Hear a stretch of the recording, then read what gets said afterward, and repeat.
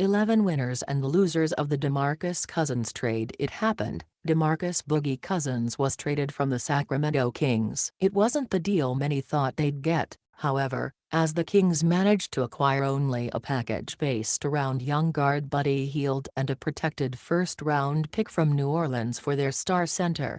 Let's break down the winners and losers of the deal. Winner: New Orleans Pelicans. The Pelicans managed to land perhaps the most talented post player in the league at age 26 for half what many people thought he'd go for. There is baggage, sure, but sometimes it's best not to overthink deals too much. The Pelicans just landed an absolute star for not a whole lot. The Pelicans can now give this team a real shot building around two of the most talented young bigs in the league, Cousins and Anthony Davis, who graduated from Kentucky just 2 years apart, are said to get along well, and have games that could be very complementary. There are concerns, to be sure, but none of them is big enough to second-guess anything here. The Pelicans just outright robbed the Kings in this deal. Loser: Sacramento Kings. My colleague Dieter Kurtenbach wrote it well. This deal is so bad for the Kings it not only solidifies them as the most inept team in the NBA,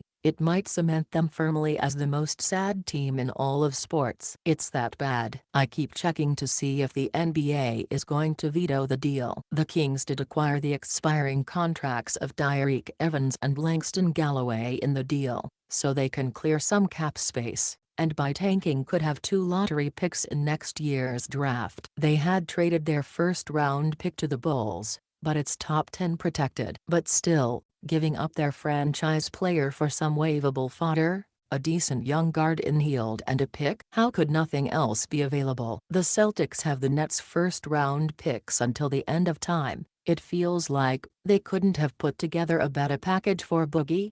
This trade is a disaster for Sacramento, plain and simple. Winner: DeMarcus Cousins. Cousins gets to hit the reset button, is paired up with fellow Kentucky alum Anthony Davis and escapes the toxic situation in Sacramento. He grew up in Mobile, Alabama, too, so he knows the area well and feels comfortable in New Orleans. What's also good for Cousins: his contract expires after next season, so he can feel out NOLA, see whether the team is working well and sign a lucrative extension. And if it isn't, well, he can move on and see what else is out there. This is a low-risk, high-reward situation for Cousins. Either he makes a home in NOLA and he and Davis form a front-court duo for the ages, or he sees it's not right and goes and finds the right team for himself. Loser: Vivek Ranadive. The Kings owner came into the NBA with lots of talk about Silicon Valley philosophies and out-of-the-box thinking that would revolutionize the league.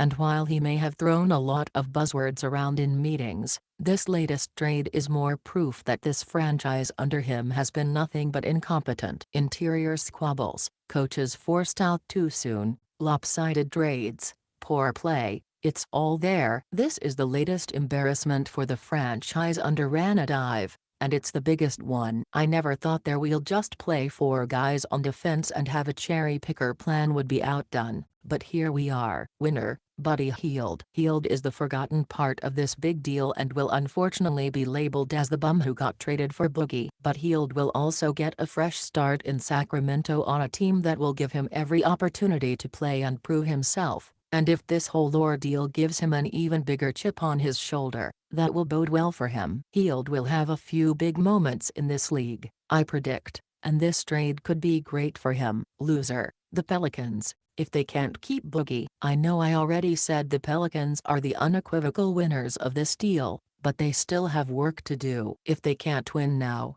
with this talented a front court, and Cousins decides not to sign an extension with the team and moves on, that speaks incredibly poorly of the team and head coach Alvin Gentry. NOLA looks great after this deal, but you have to remember that outside of Sacramento, the Pelicans might have been the most ineptly run franchise in the NBA over the past 5 years. This is their chance to make up for it. Let's hope they don't blow it. Winner: Anthony Davis. Davis gets the scoring partner he needed in NOLA and a chance to finally break through and make a splash in the Western Conference. The team is still painfully thin at the wings, and if Drew Holiday gets hurt again I'm not sure who will play point guard. Boogie, Maybe they have too many bigs as well. Omer Ashik still has 3 years on his deal. But Davis finally has a partner in crime, and that might be enough. With Cousins commanding a double team down low, Davis will have his pick of 15 to 18-footers. And if Boogie wants to step out to the perimeter and take threes,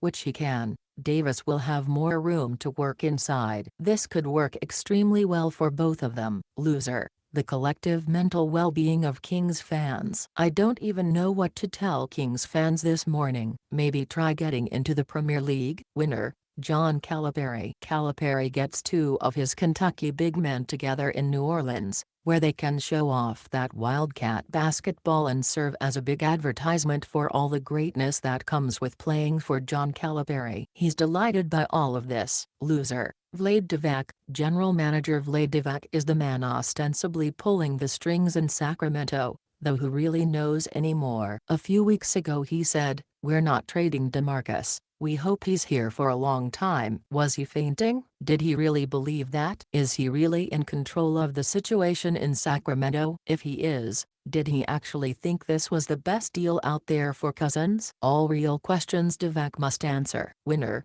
Tyreke Evans. Evans is on an expiring deal and could well be bought out by the Kings, in which case, the former Rookie of the Year would immediately be a top target of a team desperately in need of a playmaker, the Cleveland Cavaliers. I wouldn't be surprised to see Evans being recruited to join the Cavaliers and make a run at a title this postseason.